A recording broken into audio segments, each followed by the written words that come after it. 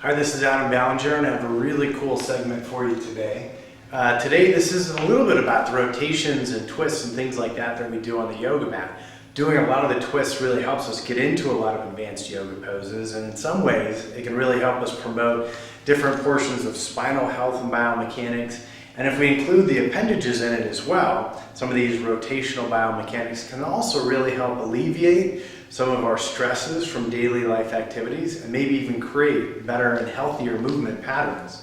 So one of the things I wanted to bring up is that there's a lot of different discussions about these twists and rotations, but when you look into some sort of biomechanics or clinical manuals and things like that, rotation is kind of a vague topic.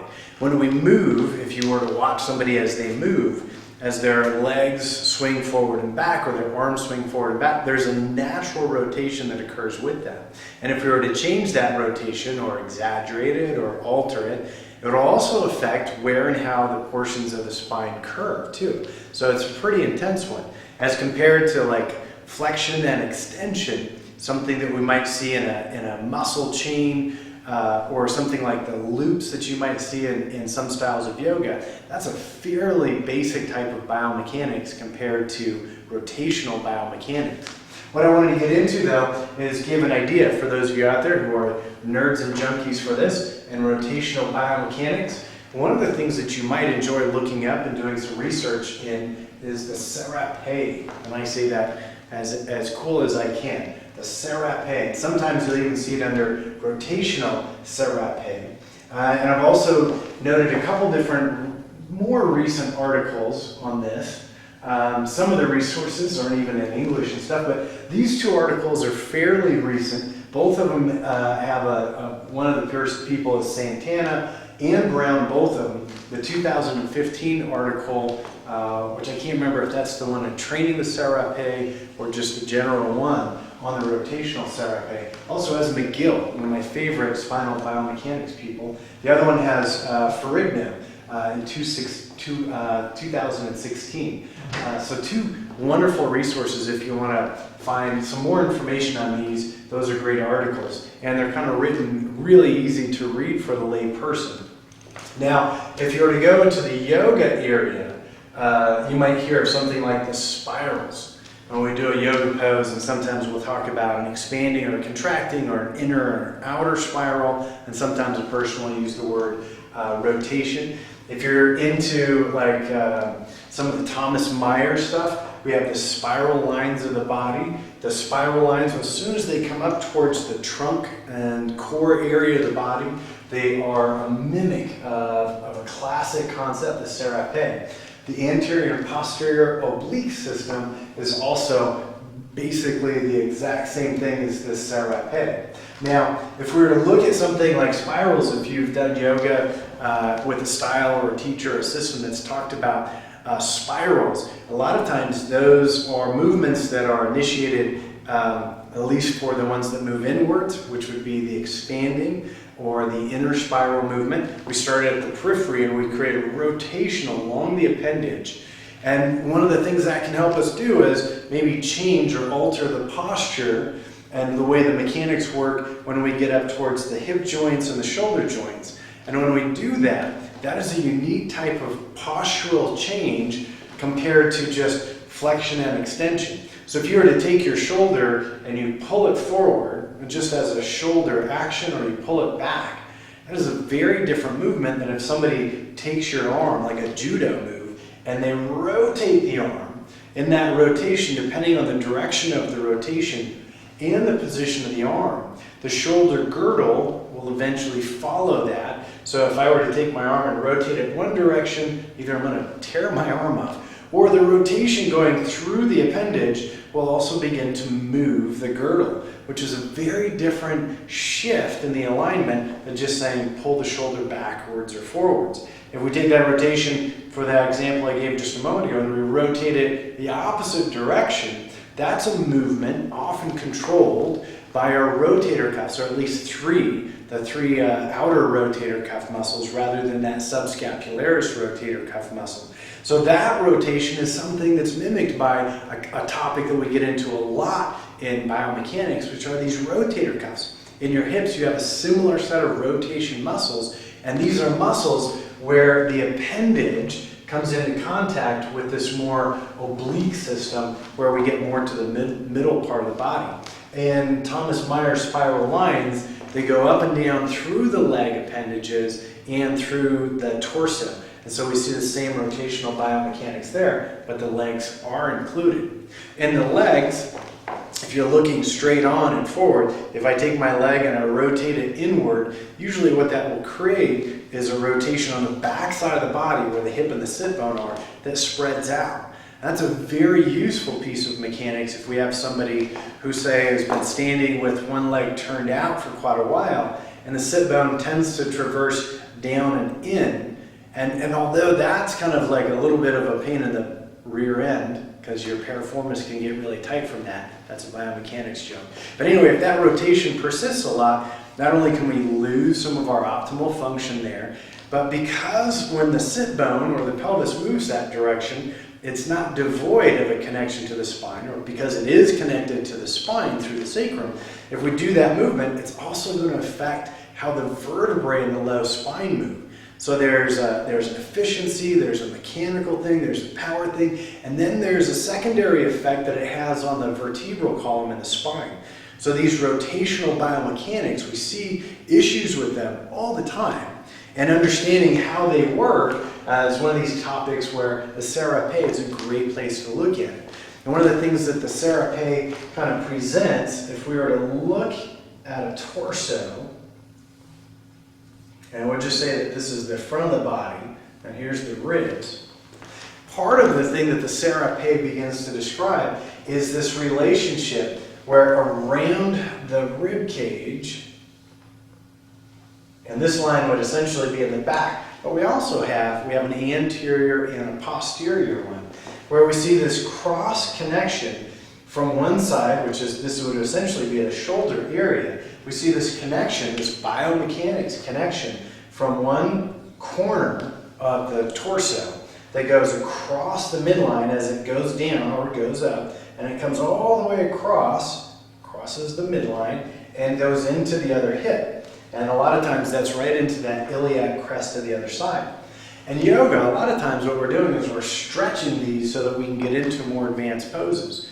And something more like a sports conditioning or maybe golf or maybe even a therapeutic thing, we'd be checking to see, is this too tight for optimal rotation function? And is there also maybe a weakness connection to it as well? If we see one side that's really, really tight or dominant, and we can see that because of just a movement pattern, we see it a lot with somebody who's been carrying a really heavy bag or a child or something like that.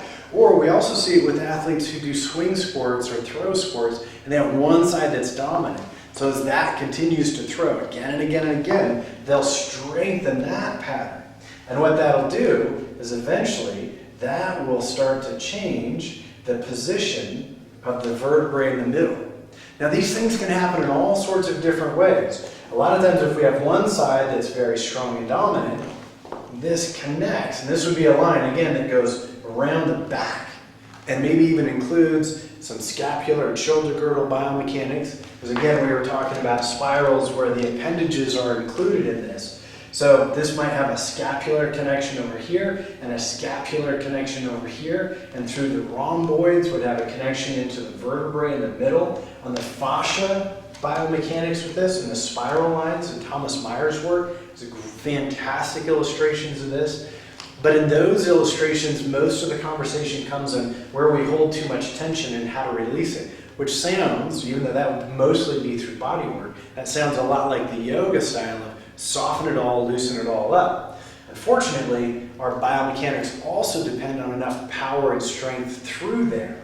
So if we have way too much strength over here, that might be something to soften or stretch or release. But because there's this connection that comes all the way around, and then it's going to come, usually it's going to come through the scapular area, and maybe even through the serratus, and we might have a little track through the internal and external obliques. It's going to come right into that other hip crest.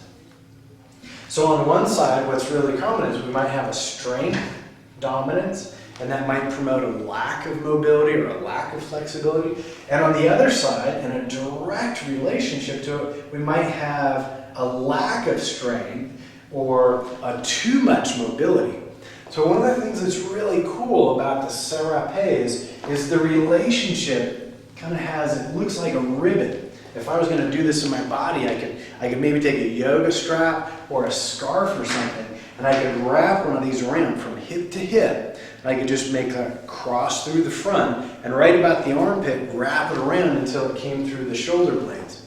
We also see a very similar thing on the back, and if you find an article or some information on the anterior and posterior oblique system, this is essentially the same thing as that Sarape, but this would be more of looking at the back of the body, and this would be more where we have our scapula. Hopefully those are good enough scapula for you. And then we have that vertebral column coming down. So not quite the pecs in the front. Kind of got that one a little bit off. Now the Sarape on the back, or the anterior and posterior one, when we look at the back, instead of looking at how it goes through the scapula, in the front it crossed right through the core, and it went through the back, right underneath the scapula to the spine, and we would connect our rotational work through the arms that can help affect that. Through the back, it's coming more through the glutes, the rotation of our legs, and then it crosses, and this is going to go right around through the front of the body, and I'm going to give you two different colors here, just so you can kind of visualize it, if I can get both colors out. As it comes back around through the back, we're going to have very often one side, and it looks like it comes right around through part of the rib cage, and it comes right down through a whole host of some of our spinal erectors and our low back stabilizers and some of these other muscles. But it's going to come right down across, and it's going to cross basically right through the mid area, right through the thoracic lumbar junction, and then right down into our hip biomechanics. And what we'll see with this might give you a little bit of an idea. If somebody had a really tight connection, now by tight, that might mean that it's just not very flexible. That doesn't mean that it's necessarily strong. It could also mean, like that example of an athlete or somebody who's maybe been carrying a child, which I think can be athletic in nature.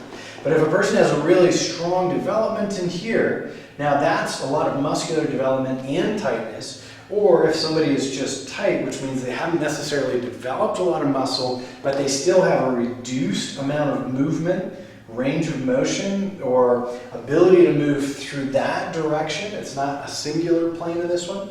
As this comes down, this goes into that hip area, and we see that it traverses right down through the leg. So we might see somebody who has this overdevelopment or tightness very often on the leg right down here. We're also going to see that the leg is rotated. So the dominance and even the non-dominant rotational patterns through here begin to show up in our hips, legs, shoulders, and arms as well. So when we think about something like the spiral lines in yoga stuff, if you've done yoga with spiral concepts, Anusara is very popular with that. And sometimes if you do hear somebody who's really deep into this body stuff talk about anterior and posterior oblique system, those systems are very heavily related to the spine, but they're also totally related to the appendages. So if we have somebody who has this really tight on the back side of their body, Sarape, which is a connection very often from the outer hip to the opposite side through the middle. We did a diagram of that from the front side as well. If they're really tight through here and that leg is being pulled to open, to rotate open, and that sit bone kind of drop and the hip bone in the front turn a little bit more that direction. We might also see the abdomen rotate that way. On the yoga mat, what we'd often see with that is maybe a hip that is a little extra tight in the piriformis. We'd probably see things that are extra tight in their hamstrings. On one side, we would see more tighter outer hamstrings, like the bicep femoris. And on the other side, we might see a little more dominant, developed, and maybe even more tight or restrictive range of motion on the more medial hamstrings. So this Sarape context that we're putting this in, and if you want to look at these articles, can bring a lot of insight to why we would rotate, why we would practice twisting on the yoga mat, and then even what we might do with our arms, our appendages, because the leg that holds that pattern may also begin to affect the pattern that goes through the vertebral and the spinal area. So if we see somebody who's been carrying something or even just texting a lot, they're creating a dominant pattern that has a rotation to it. They don't even necessarily have to drop a shoulder or anything like that. They create that rotational habit and pattern in the outer appendage, and that pattern comes all the way up. And through this concept and explanation of kind of biomechanics and how things are interrelated, if we have that rotation in the appendage, in the foot, the lower leg, whether it's internal or external, or in the arms, internal or external, it comes back in towards the body, and it connects to a number of different muscles, or when we get into the spiral lines, also the myofascia, so muscle and connective tissue patterns, and this begins to change the way that we move. So on the yoga mat, if you're interested in this depth of mechanics and alignment stuff, this concept brings a whole new light to how to twist, why to twist, where to twist, what we're trying to accomplish, and to be able to see some of the patterns as a rotation out in the foot, leg, and ankle come all the way up and affect the spine. Or maybe somebody has something that originates more in the spine or the torso of the body that gravitates out towards the appendage as well. Okay, really cool topic. I know that's mostly just a teaser. This is sometimes stuff that we spend days on in a training or a workshop, but I thought I would give out a little bit more information. If you like this stuff, it's really cool biomechanics. And if you were to look at everybody's got something going on with these rotational biomechanics and these Sarapes or spirals or oblique systems. So if you're really into really quality practice and movement, this is a great place to look for a little more insight and information. Okay, this is Adam Ballinger.